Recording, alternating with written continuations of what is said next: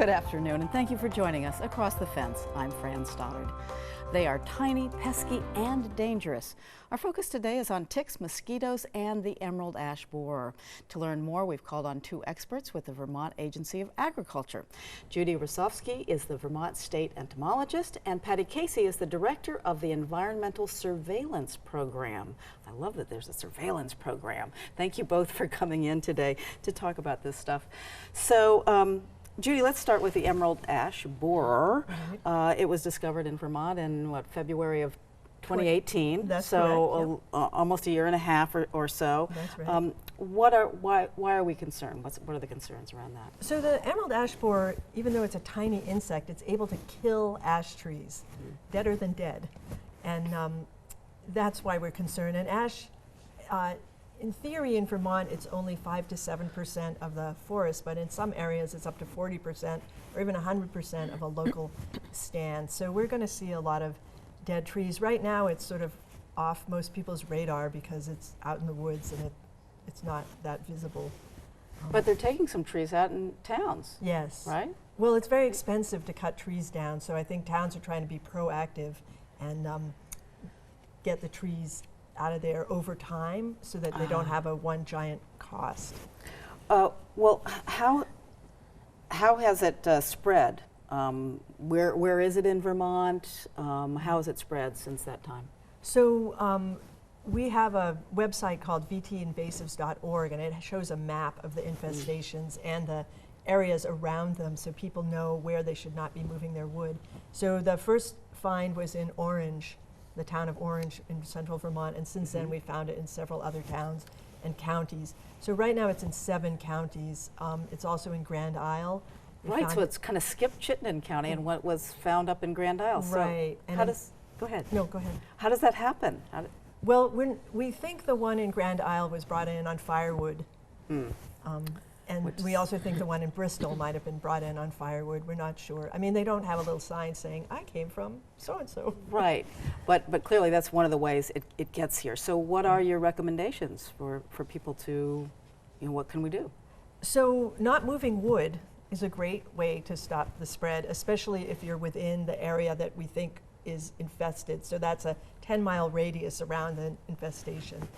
And it's particularly to not move wood during the flight season, which we've just, it used to be May 1st to October 1st, but now it's June 1st to October 1st. So we're asking people to particularly not move wood when the insects are active, when the adults are flying. Okay, and use local wood. And use local wood, yep. And if you are moving wood products, if you could tell the mill that you have potentially infested wood, and that way they'll move it to the front of the line, process it, and chip it to reduce the risk of transporting those insects. Okay. And let's turn to another creature, Patty. Great to have you here when you're not making fabulous music. You're a scientist. I love that. So let's turn to ticks. We're in the middle of June, a bad season for this. Is this a bad year for ticks? I seem to notice more of them personally, but I don't know if that's true. That's just anecdotal. Well, we always attempt not to make predictions because they can backfire. That said, we are up about 30% in one of the studies that we're conducting over last year's numbers. Primarily what we see are black-legged ticks, otherwise known as the deer tick. So it's hard to say. There could be conditions that come up over the summer, environmental conditions that can knock populations down. So it's really hard to say, but it does look higher than last year. So the black-legged or deer tick is the one that we're most concerned about, I think, and the one that you're seeing more of. So tell us about that. What should we be concerned about and what to do? Well, black-legged ticks are the most prevalent tick in Vermont, and they're called, in the industry, they're called dirty. Their gut is called dirty because they can carry, it seems like nothing stops the pathogens once they get in them. So they are known to carry 5 pathogens potentially in our area. The most famous of which is Borrelia burgdorferi, which causes Lyme disease. So they are the ones to watch out for. They're the ones that you will be most likely to find on your person. So let's take a look at, there's a picture of some of these ticks. This is all just the black-legged tick, but different stages. That's correct. So ticks have 4 life stages. Egg, and when they hatch out of the egg, they are larval, and then they progress to the nymph stage and then onto the adult stage. And from the time that they are nymphs through adults, they are capable of transmitting disease to human beings. The larvae come out clean, so when they hatch out from their egg stage, they do not carry Lyme disease. They pick that up from their first host, which is either a squirrel or a mouse, a small rodent usually. So they are the actual reservoirs for the disease. The ticks are not born with the disease, they pick it up. And where do they live? How do they survive? Where do we have to be most cautious? So the different life stages, it's called questing when they're looking for a blood meal. They take a blood meal at all stages of their life. So as a nymph, they're very small and they're going to be looking for rodents. So they're going to be in leaf litter and they hang out on the edges of the leaves and bits of grass, and they basically stick their nasty little front legs out and wait for something to come by that they latch onto. They do not jump, they do not fly, they do not drop out of trees. They strictly attach if something brushes up against them. So leaf litter for the nymphal stage. When they progress to the adult stage, they are going to be higher up, so in knee-high grass.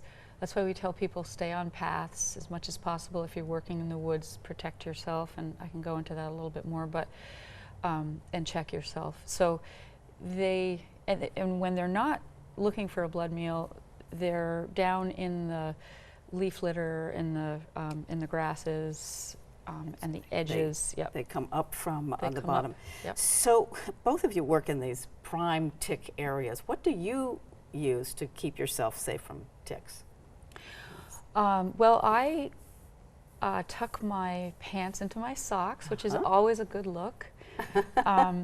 And I wear long sleeve shirts, light colored clothing, so it's easy to check afterwards. I use an EPA approved insect repellent, one usually that contains DEET.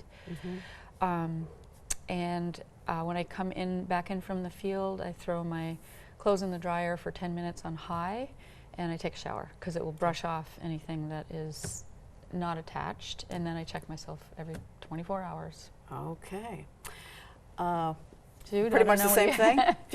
Yes, I learned a great trick from our vector management crew, which is in addition to doing the Goonie look where you tuck your pants in, if you wear boots, you can spray the rim with a insect repellent, and that will keep them from crawling up your legs. Yep. Right. So. And if you're picking off the ground, they can get on your arms. They can. There are also, you can treat your clothing with something called permethrin. Right, right, that stays in for a little while. Yep. And tick removal, what's the best advice? The best advice, is to use a pair of tweezers, and sometimes you might need a really small, sharp pair, like I use forceps, and this really is the only way to do it. Don't use a match, don't use alcohol or gasoline or Vaseline or whatever.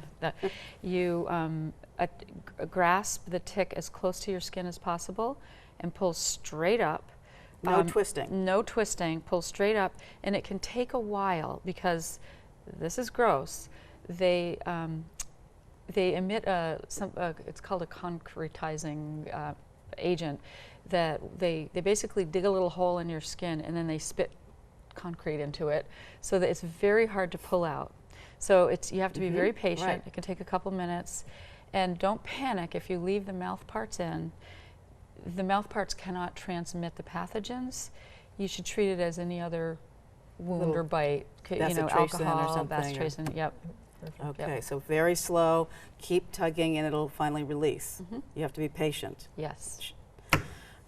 My husband wasn't the other day. So let's move on to mosquitoes. Is it a bad year for mosquitoes? Well, every year is a bad year for mosquitoes if you are in places where there are a lot of them.